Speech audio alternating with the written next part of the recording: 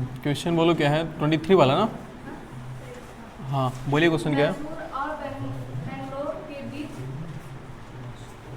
मैसूर और बैंगलोर के बीच बेंगलोर बैंगलोर के बीच के बीच एक एक 132 किलोमीटर यात्रा करने में 132 किलोमीटर यात्रा करने में एक एक्सप्रेस रेलगाड़ी क्या? एक्सप्रेस में एक करने में एक हाँ वही तो, एक एक्सप्रेस रेलगाड़ी एक्सप्रेस हाँ रेलगाड़ी सवारी गाड़ी से 1 घंटा समय कम लेती है। 1 घंटा समय कम लेती है। कम समय लेती है। तो मतलब कि मध्य प्रदेश में का समय आगे हाँ हाँ लगेगा। सब यदि एक्सप्रेस रेलगाड़ी औसत चाल एक्सप्रेस रेलगाड़ी की औसत चाल सवारी गाड़ी की औसत चाल से 11 किलोमीटर प्रति घंटा आगे हो। सवारी गाड़ी की औसत चाल से औसत चाल से 11 किलोमीटर प्रति घंटा आगे हो। अधिक हो। तो दोनों रेलगाड़ियों की औसत चाल क्या कीजिए? तो दोनों रेलगाड़ियों की औसत चाल क्या कीजिए?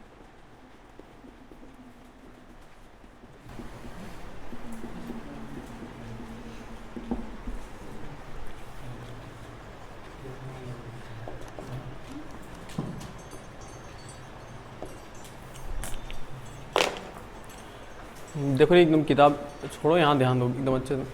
कह रहा बेंगलुर और मैसूर और बेंगलुर है ना, कह रहा मैसूर और बेंगलुर के बीच 132 किलोमीटर यात्रा करने में एक एक्सप्रेस वे गाड़ी, एक्सप्रेस समझो ना, जो थोड़ी फास्ट चलती है, ऐसे समझ लो। एक एक्सप्रेस रेलगाड़ी है और एक कौन सी गाड़ी है? सवारी वाली रेलगाड़ी है। दोनों रेलगाड़ियों में देखा गया तो जो एक्सप्रेस रेलगाड़ी है वो सवारी रेलगाड़ी से 1 घंटा कम समय लेती है। मतलब अगर सवारी रेलगाड़ी 11 बजे पहुंचती है तो एक्सप्रेस रेलगाड़ी कब पहुंचेगी? 10 बजे पहुंच जाएगी ना, मतलब उससे 1 घंटा कम समय लेती है। अरे इतना बड़ा कह रहे हो, आराम से बोलो। 11 ठीक, गलती हो जाती है। कह रहे यदि एक्सप्रेस रेलगाड़ी की औसत चाल सवारी रेलगाड़ी की औसत चाल से 11 किलोमीटर प्रति घंटा अधिक हो, मतलब एक्सप्रेस रेलगाड़ी की चाल कितना घंटा कितने उसकी स्पीड कितनी जा रहा है, कितना अधिक है? 11 किलोमीटर प्रति घंटा अधिक है। तो कह रहा है दोनों रेलगाड़ियों की औसत चाल ज्ञात करिए। चलो शुरू करते हैं। मान लो यहाँ पर है कहाँ से? मैसूर से। मैसूर से रेलगाड़ी कहाँ चलेगी? बेंगलोर तक लेकर चलते हैं इसे।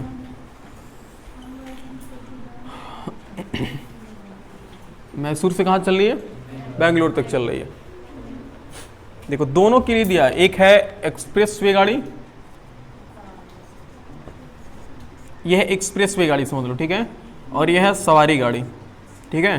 तो जो एक्सप्रेस वे गाड़ी है वो कितना 1 घंटा 1 घंटा कम समय लेती है ना, बोलो 1 घंटा कम समय लेती है। किससे? 1 घंटा कम समय लेती है सवारी रेलगाड़ी से। ओके, और एक चीज और देखो ध्यान से, दोनों में चाल भी दिया, कह रहे कि यदि एक्सप्रेस रेलगाड़ी की औसत चाल सवारी रेलगाड़ी की औसत चाल से 11 किलोमीटर प्रति घंटा अधिक हो, यानी कि जो एक्सप्रेस रेलगाड़ी है उसकी चाल सवारी रेलगाड़ी की चाल से 11 किलोमीटर प्रति घंटा अधिक है ना। तो इसमें अगर हम मान लेते हैं, माना सवारी रेलगाड़ी की औसत चाल, सवारी रेलगाड़ी की, माना सवारी रेलगाड़ी की औसत चाल हमने कितना मान लिया? मान लो कि x किलोमीटर प्रति घंटा है। ओके, हमने क्या माना? सवारी रेलगाड़ी की औसत चाल क्या है? x किलोमीटर प्रति घंटा। तो एक्सप्रेस रेलगाड़ी की औसत चाल क्या होगी? सोचो, एक्सप्रेस रेलगाड़ी की औसत चाल क्या होगी? औसत चाल ये x प्लस 11 होगी ना, क्योंकि कह रहा है कि जो एक्सप्रेस रेलगाड़ी है वो सवारी रेलगाड़ी की एक्सप्रेस रेलगाड़ी की औसत चाल सवारी रेलगाड़ी की औसत चाल से 11 किलोमीटर प्रति घंटा अधिक है, तो ये 11 किलोमीटर अधिक होगी ना, तो ये x प्लस 11 किलोमीटर प्रति घंटा। अच्छा, दोनों को समान दूरी तय करना है ना, समान दूरी मतलब कितना? 132 किलोमीटर है ना। इस 132 किलोमीटर को दोनों को ही तय करना है। बस फर्क कितना है कि सवारी रेलगाड़ी 1 घंटा ज़्यादा समय लगा रही है और एक्सप्रेस रेलगाड़ी 1 घंटा कम समय लगा रही है। तो दोनों का समय निकाल दो, चूंकि कुल दूरी कितना है बताओ मुझे? कुल दूरी 132 किलोमीटर है ना, और दोनों को तय करना है, सवारी रेलगाड़ी को भी और एक्सप्रेस रेलगाड़ी को भी। तो सवारी रेलगाड़ी द्वारा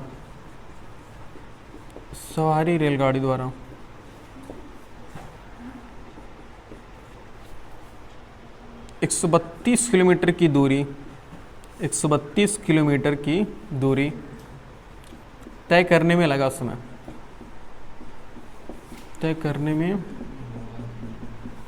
लगा समय। देखो सवारी रेलगाड़ी द्वारा 132 किलोमीटर की दूरी तय करने में लगा समय। सवारी रेलगाड़ी समय, समय बराबर क्या होता है? दूरी बट्टा 4। तो बताओ इस समय को ना T1 नाम देते हैं। कौन सा नाम? T1 नाम। इसे नाम दे दे, कोई दिक्कत नहीं है। दूरी कितना है बोलो भाई साहब? 132 किलोमीटर है ना। हाँ लेकिन चाल क्या? देखो हमने सवारी रेलगाड़ी माना यार, तो सवारी रेलगाड़ी की चाल क्या है? कहाँ ध्यान दे रहा हूँ? यक्स है ना। तो इतना क्या लगा? इतना घंटा लगा ना।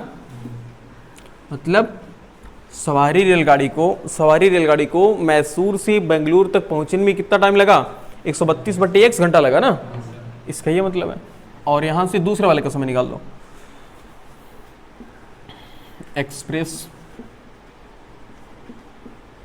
एक्सप्रेस रेलगाड़ी द्वारा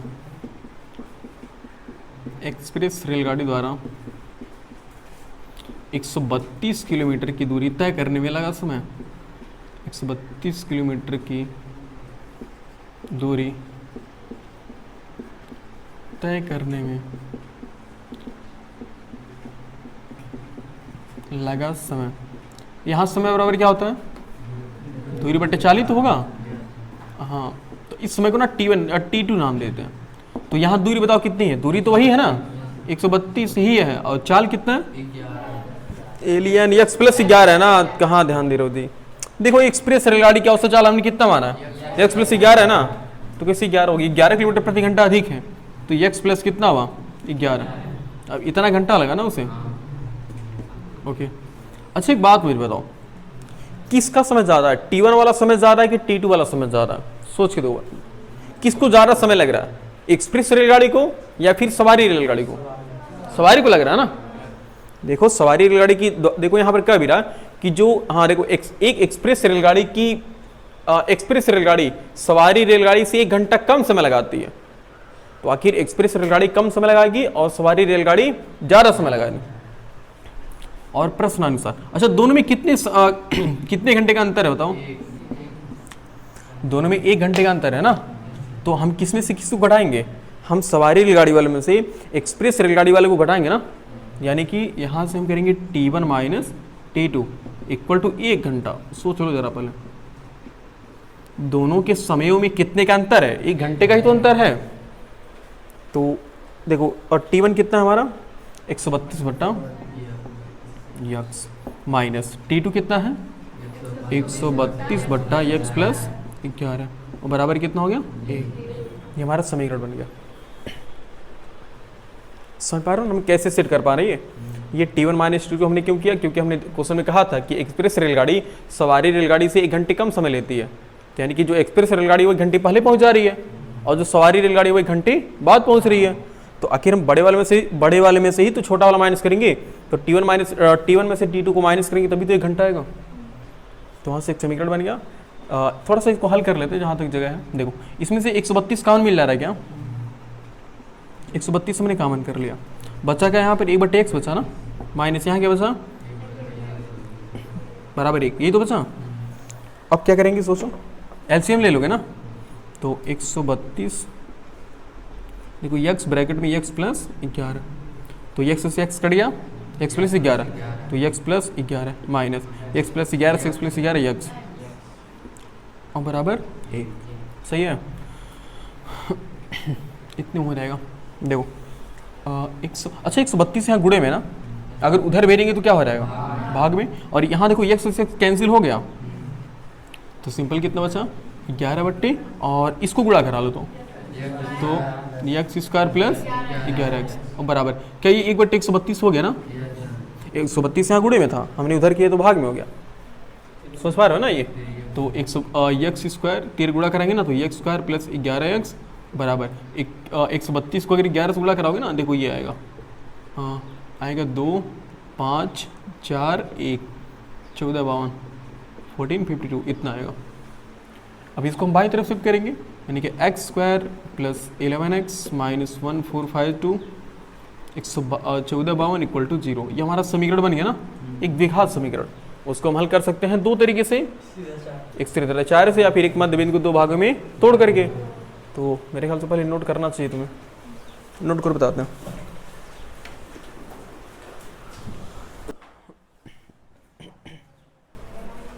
अब इसको मैं हल करना बाकी है ना, बोला कैसे हल करना चाहोगे, सीधे 4 से या फिर मध्य बिंदु को दो भागों में तोड़कर।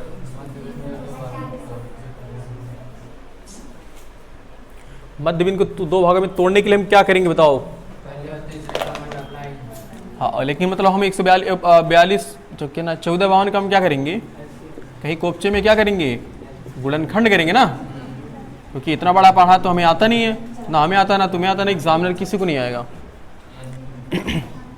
तो 1452 को शांत रहो जी, बातें क्यों हो रही हैं, गुणनखंड करवाओगे कितना आएगा, 2 से कराओ, 2 सत्ते 14, 2 दूने 4, 2 छक्के 12, 2 तियां 6, 2 छक्के 12, 2 तियां 6, 3 से कटेगा भाई सब, यही तो होगा। हम जानते हैं 121 किसका स्क्वायर, किसके 11 से गुणा करने पर आता है ना, 11 का स्क्वायर होता है 121। अब हमें इसी में से सेट करना है कि जोड़ने घटाने पर 11 आना चाहिए और गुणा करने पर तो 100 इतना आएगा। देखो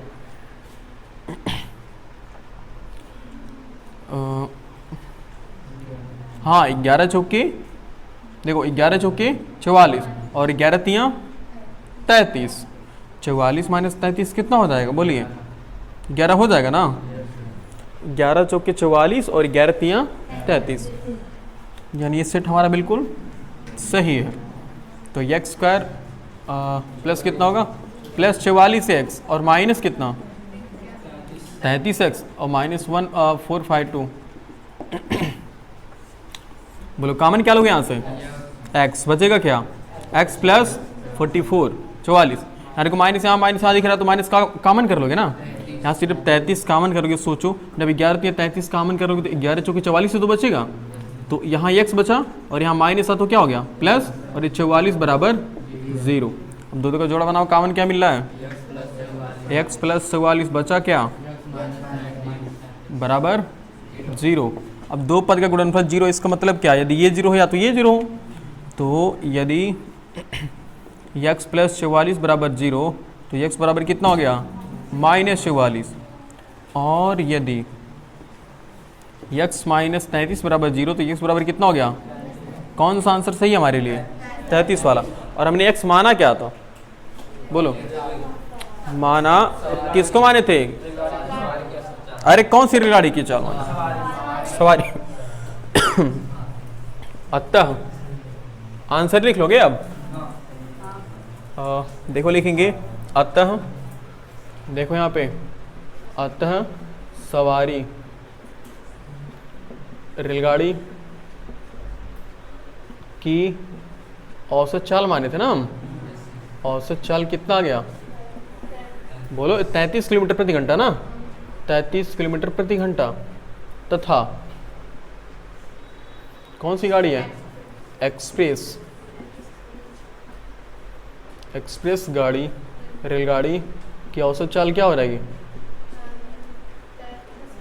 बोलो, औसत चाल x प्लस 11 माने थे ना, तो x प्लस 11 और x हमने निकाला कितना है 33 प्लस 11 बराबर कितना हो जाएगा 44 किलोमीटर प्रति घंटा। अच्छा बताओ हमने इसको इस 44 को हमने क्यों निकाल दिया, क्योंकि कभी भी चाल माइनस में नहीं हो सकती ना, इस वजह से ये क्या है गलत है, बोला सही है। नोट करो जल्दी से, जल्दी से नोट करिए।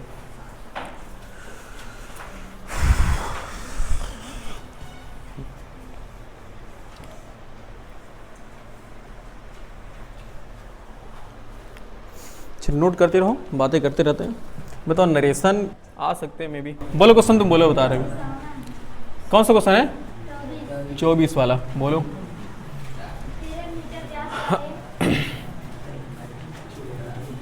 13 मीटर व्यास वाले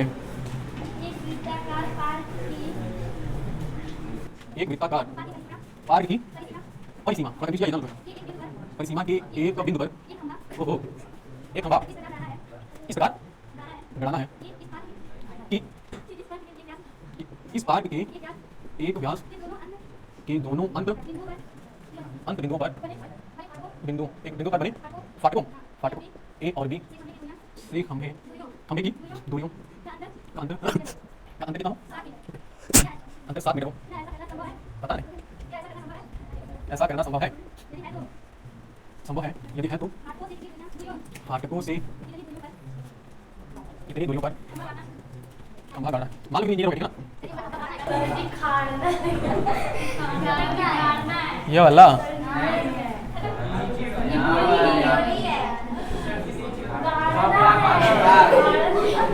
ओहो मिस्टेक।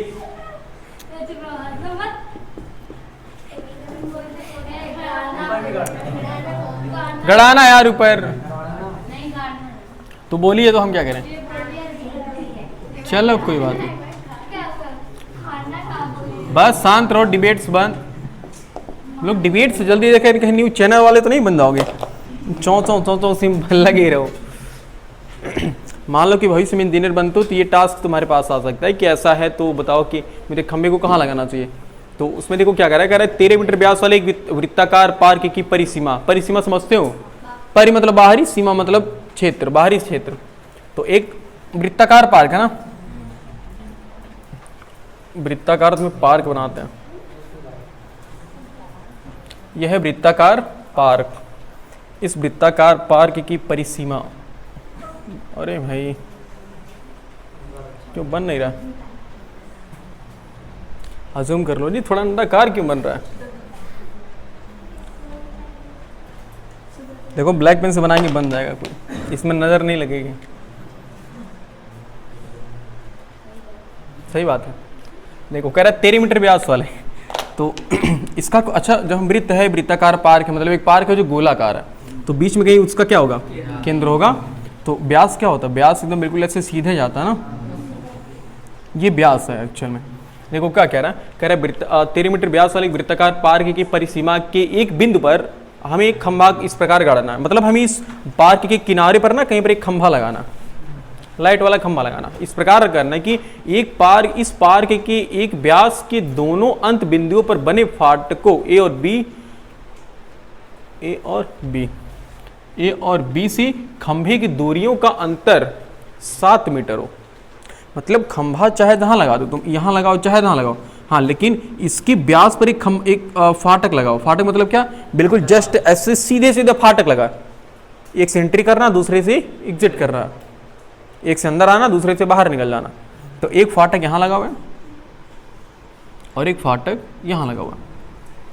वो जो पार्क का, इससे समझ लो कि जो मालिक है ना, वो कहना चाह रहे हैं कि हमें खंभे को इस प्रकार लगाना, खंभा इस प्रकार लगा होना चाहिए कि दोनों ही क्या फाटक है ना, दोनों फाटकों से के बीच का मतलब एक खंभा इतना दूर होना चाहिए कि इससे दूरी और इससे दूरी, दोनों की दूरियों में कितने का अंतर होना चाहिए, 7 मीटर का होना चाहिए ना। कहाँ गया, खंभे की दूरी में अंत बिंदु में फाटकों ए और बी की दूरी का अंतर कितना हो, 7 मीटर हो। देखो कह रहा है इस प्रकार के व्यास, इस पार्क के एक व्यास के दोनों अंत बिंदुओं पर बने फाटकों ए और बी से खंभे की दूरियों का अंतर, कितना होना चाहिए, 7 मीटर होना चाहिए। मतलब अगर ये ऐसा सोचो, ये खंभा मान लो हमने यहाँ पर लगा दिया, तो इस खंभे से इस खंभे की दूरी मान लो कि 10 मीटर है, तो इससे कितनी होनी चाहिए, 17 होना चाहिए। देखो तभी तो, अगर ये 17 होगा, ये 7 होगा, तभी तो अंतर 10 हो, ये अगर 10 है तो ये 17 होगा, तभी तो आखिर अंतर कितने का आना चाहिए, 7 का। अगर मान लो कि हमने माना कि इस खंभे की बी से दूरी कितना 20 मीटर है, तो इसकी कितनी होनी चाहिए, 27 होनी चाहिए ना, 7 मीटर और फर्क होना चाहिए। ओके कह रहे क्या ऐसा करना संभव है, यदि है तो फाटकों के बीच के तो फाटकों से कितनी दूरियों पर खंभा गाड़ना चाहिए, ये कह रहा। तो पहले चेक कर रहे थे, मान लो ये खंभा है हमारे पास, तो हमें तो अभी कोई एग्जैक्ट वैल्यू पता नहीं है, तो ऐसा मान लो कि इस खंभे, अच्छा बताओ इस खंभे से नजदीक कौन है, ए वाला कि बी वाला, बी वाला ना, तो बी वाले यहाँ पर है, तो ऐसा अज्यूम मान लो कि ये खंभा कितना दूर है, ये मान लो x मीटर है, कितना मीटर है, x मीटर। अब जब ये नजदीक वाला x मीटर है, तो दूर वाला कितना होना चाहिए, सोच के बताओ, x + 7 होना चाहिए ना भाई, दोनों की दूरियों में कितने का अंतर होना चाहिए, 7 मीटर का अंतर होना चाहिए। तो अगर एक को हमने x माना, दूसरा x + 7 होना चाहिए। ओके ये कह रहा है ना। तो हमसे ये बिंदु है, ये उसका क्या क्या है, ये केंद्र है। ये इतना हलवा क्वेश्चन है जी, बिल्कुल हलवा। क्वेश्चन समझ पा रहे हो ना क्या कर रहा है? कह रहा है एक वृत्ताकार पार्क था और इसकी ठीक बिल्कुल एकदम ठीक आमने सामने। भाई जब तुम ब्याज से कोई चीज लेकर जाओगे ना तो ब्याज से बिल्कुल आमने सामने होगी। तो आमने सामने एक खिड़की लगी हुई, दो फाटक ऐसे लगे हुए, एक मान लो अंदर जाने के लिए, दूसरा बाहर निकलने के लिए। कह रहे दोनों फाटकों के बाद हमें इस वृत्ताकार इस परिसीमा पर एक ऐसा खंभा लगाना है जो दोनों फाटकों की दूरियों का अंतर कितना होना चाहिए, जिसमें दोनों फाटकों की दूरी में कितने का अंतर होना चाहिए, 7 मीटर का। तो अगर हमने एक को x मीटर मान लिया तो दूसरा कितना होना चाहिए, x+7 होना चाहिए।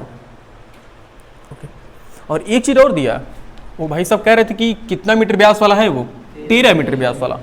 तो क्या ये 13 मीटर होगा यहां से लेकर यहां तक? बोले यही तो व्यास है ना, तो ये 13 मीटर होगा। ये होगा 13 मीटर,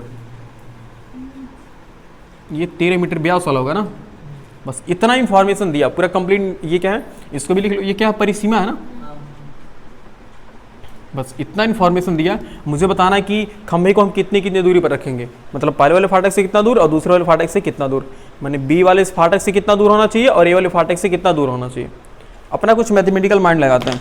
तुमने याद हो तो क्लास 9 में एक बार पढ़ोगे कि अगर कोई वृत्त है, उसके केंद्र से अगर कोई एक लाइन खींचते हैं तो वो क्या कहलाती है, व्यास कहलाती है। और इस व्यास से किसी भी अर्धवृत्त पर अगर हम एक ऐसे कोण बनाते हैं तो ये कोण कितने अंश का होता है, बोलो? 60 नहीं, लीनो 90 अंश का होता है। अगर वो इससे जा रहा है तो, अगर व्यास के ऊपर अगर कोई कोण बना हो तो, जैसे कि अगर मान लो व्यास से नहीं बना, ये अगर सेंटर यहाँ केंद्र यहाँ पर है और केंद्र से नीचे कोई एक रेखा गई, जीवा गई है, अगर यहां से कोण बना तो 90 अंश नहीं होगा, लेकिन अगर भाई केंद्र से बनाओगे तो बनेगा। तो याद करो, एक और बताया गया होगा कि किसी जीवा द्वारा वृत्त पर बना केंद्र पर बना कोण परिधि पर बने कोण का 2 गुना होता है। किसी जीवा, 9th में पढ़ाया गया होगा जी वृत्त में, किसी जीवा द्वारा केंद्र पर बना कोण परिधि पर बने कोण का 2 गुना होता है। तो मुझे बताओ, जब सीधा कोई लाइन होती तो ये कितना अंश का कोण बनता है, बोलो भाई? 180 अंश का होता है ना। सरल रेखा कोण नहीं याद है, सरल कोण बोलते हैं। तो ये सरल कोण है, यानी कि 180। कोई भी लाइन अगर सीधी एक लाइन यहाँ बनाओ, एक लाइन यहाँ बनाओ, तो ये कितना अंश का कोण बनेगा, 180 अंश का। तो 180 है, इसी का आधा क्या होगा, ये 90 अंश होगा। ये होता है। हालांकि हम वो स्टेटमेंट चिपकाते हैं यहाँ पे, तुम्हें ये याद होना चाहिए था, पहले लिख लो। हम इसी लॉजिक का यूज करेंगे यहाँ पर, एक्चुअल में वो चाह भी यही रहा कि हम इसी लॉजिक का यूज करें। हालांकि देखो तो एक तरह से वृत्त का क्वेश्चन है, तो ऐसे लेकिन देखो, चूंकि हम जानते हैं कि किसी जीवा द्वारा, अच्छा वृत्त की सबसे बड़ी जीवा क्या होती है, व्यास होती है ना। व्यास भी तो एक जीवा है, लेकिन वो सबसे वृत्त की सबसे बड़ी जीवा है। उस सबसे बड़ी होने के नाते उसका एक और स्पेशल नाम रख दिया गया, जीवा नहीं यार, व्यास रख दिया गया। हालांकि ये भी एक जीवा ही है, लेकिन सबसे बड़ी होने के नाते इसका नाम हमने क्या रखा है, व्यास। तो हम जानते हैं, क्या जानते हैं, किसी जीवा द्वारा वृत्त के केंद्र पर बना कोण, वृत्त के केंद्र पर बना कोण परिधि पर बने कोण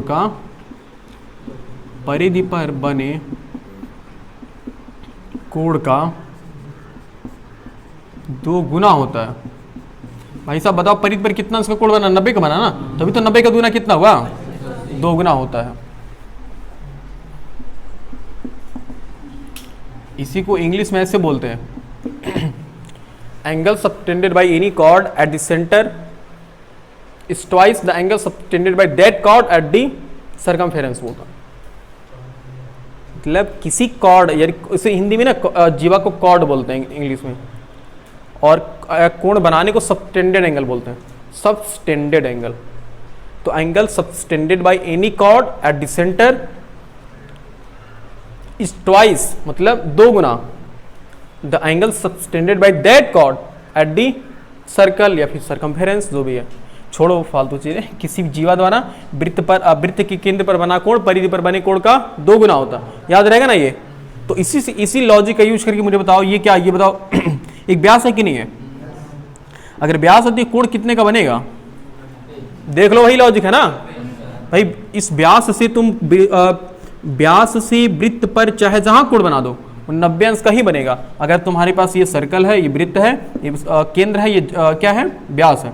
अगर व्यास से तुम यहां भी कोण बनाओगे ना ऐसे, तो भी कितने का बनेगा? 90 का ही बनेगा, कंफर्म है। बस वो व्यास से होना चाहिए। अगर व्यास वाली जीवा से कोई कोण बना रहे हो तो कोण 90 अंश का होगा, कंफर्म है। ये 101% गारंटी है कि 90 अंश का कोण ही बनेगा। तो अब ये 90 अंश समझ पा रहे हो ना? 90 अंश कोण हुआ। ए बी, इसका नाम सी रख दो। अतः दिए गए वृत्त में, दिए गए वृत्ताकार पार्क में, दिए गए वृत्ताकार पार्क में, इस वृत्ताकार पार्क में हम क्या कर सकते हैं कि त्रिभुज ए बी सी क्या है? एक समकोण त्रिभुज है। बोलो, त्रिभुज ए बी सी एक समकोण त्रिभुज है। समकोण समझते हो?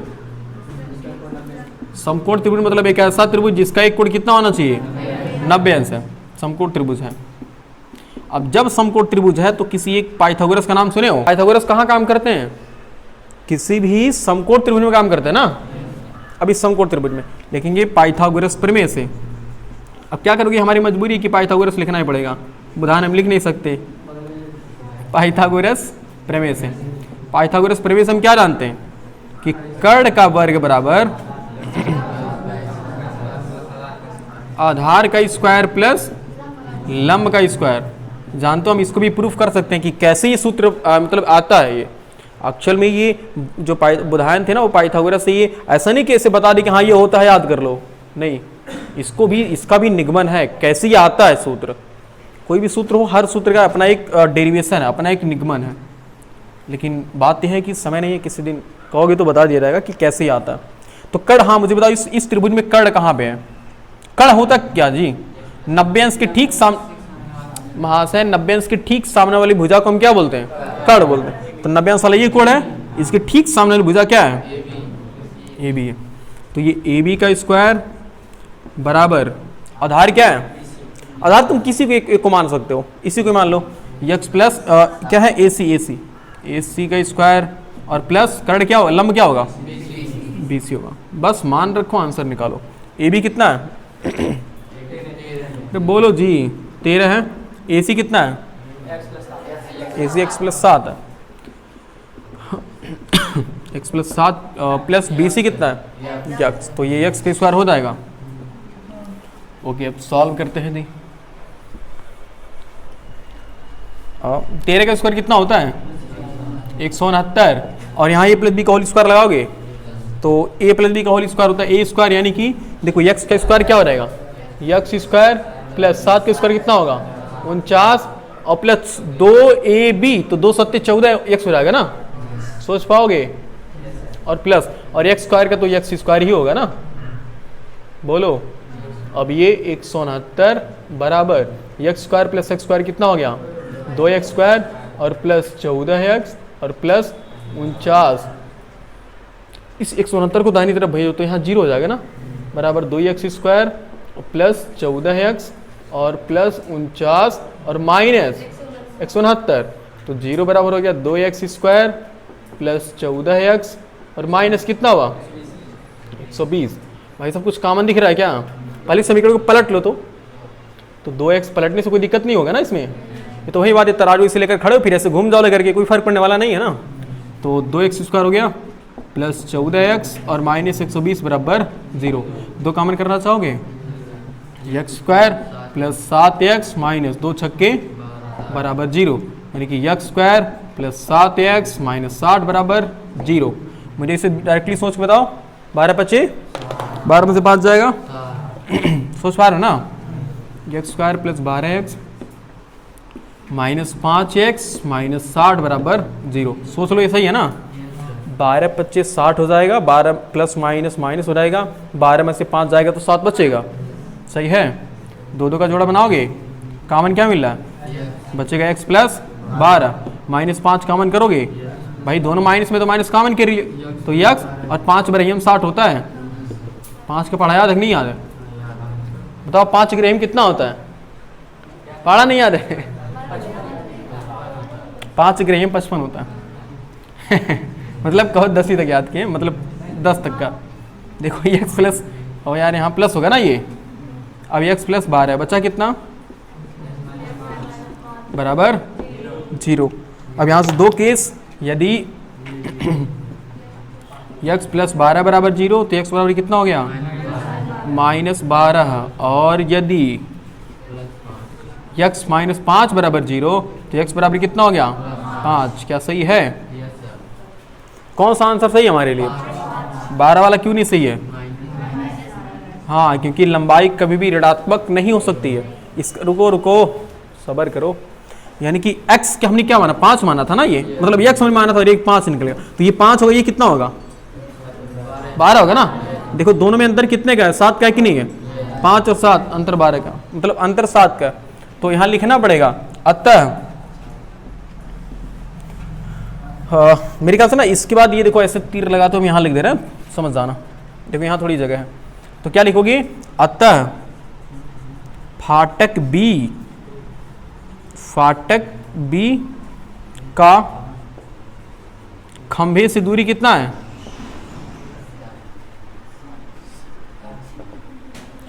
अरे रुक जाओ भाई, कहाँ नोट कर रहे हो यार? फाटक बी का खंभे से दूरी, देखो फाटक बी से खंभे की दूरी कितना होगी? x है ना, और x हमने कितना निकाला है? 5 मीटर, यानी कितना होगी? 5 मीटर होगी ना ये। ओके, तथा फाटक सी नहीं है जी, ए है ना, फाटक ए का खंभे से दूरी कितना होगा? खंभे से दूरी बराबर कितना हो जाएगा? x प्लस 7, यानी कि 5 प्लस 7 बराबर 12 मीटर। सही है, नोट कर लो, ये नोट करिए।